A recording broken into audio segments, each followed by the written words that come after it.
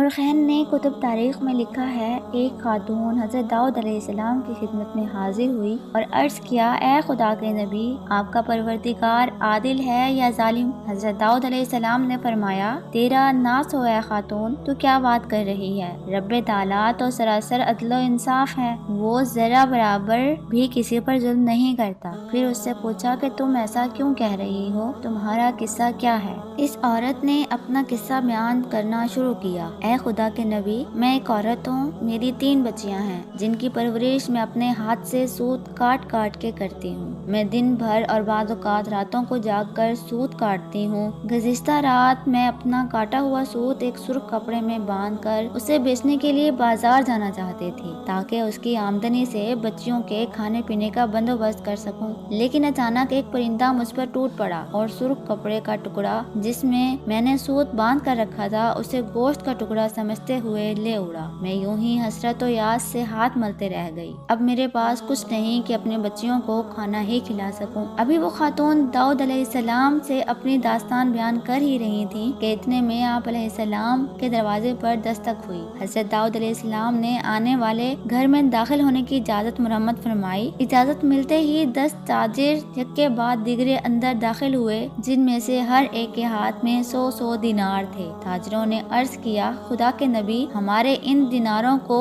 ان مستحق تک پہنچا دیں۔ حضرت داؤد علیہ السلام نے پوچھا، میرے پاس مال حاصل کرنے کا سبب کیا ہے؟ تاجروں نے جواب دیا، خدا کے نبی، ہم سب ایک کشتی میں سوار تھے، اتفاقاً ایک زوردار آندھی آئی، کشتی میں ایک جانب سوراخ ہو گیا اور پانی کشتی میں داخل ہونا شروع ہو گیا۔ موت ہمیں سامنے نظر آ رہی تھی۔ ہم نے نظر مانی کہ اگر رب تعالیٰ ہمیں اس طوفان سے نجات دے دے تو ہر شخص 100 دینار صدقہ کرے گا۔ اب پانی کشتی میں تیزی سے داخل ہونے لگا۔ ہمارے پاس کوئی ایسی چیز نہ تھی جس سے اس سوراخ کو بند کر سکیں۔ ادھر ہم نے نظر مانی، ادھر رب تعالیٰ نے ہماری مدد کا بندوبست کر دیا۔ ایک بہت بڑا پرندہ منڈلاتا ہوا کشتی کے اوپر آ گیا۔ اس کے پنجے میں ایک سرخ رنگ کی پوٹلی تھی۔ اس نے دیکھتے ہی دیکھتے پوٹلی کشتی میں پھینک دی۔ ہم نے لپک کر اس پوٹلی کو پکڑا، اس میں کاٹا ہوا سوت تھا۔ ہم نے فوراً اس سے کشتی کا سوراخ بند کیا اور اس میں داخل شدہ پانی کو ہاتھوں سے باہر پھینکا۔ تھوڑی دیر بعد طوفان تھم گیا اور یوں ہم موت کے منہ سے واپس آئے ہیں۔ اب یہ صدقے کی رقم آپ کے ہاتھوں میں ہے، آپ جسے چاہیں اسے دے دیں۔ یہ سن کر حضرت داؤد علیہ السلام اس بیوہ عورت کی طرف متوجہ ہوئے اور فرمایا، پروردگار تیرے لیے بحر و بر میں تجارت کر رہا ہے اور تو ہے کہ اسے ظالم گردان رہی ہے۔ پھر آپ علیہ السلام نے وہ دینار اس خاتون کے حوالے کرتے ہوئے فرمایا،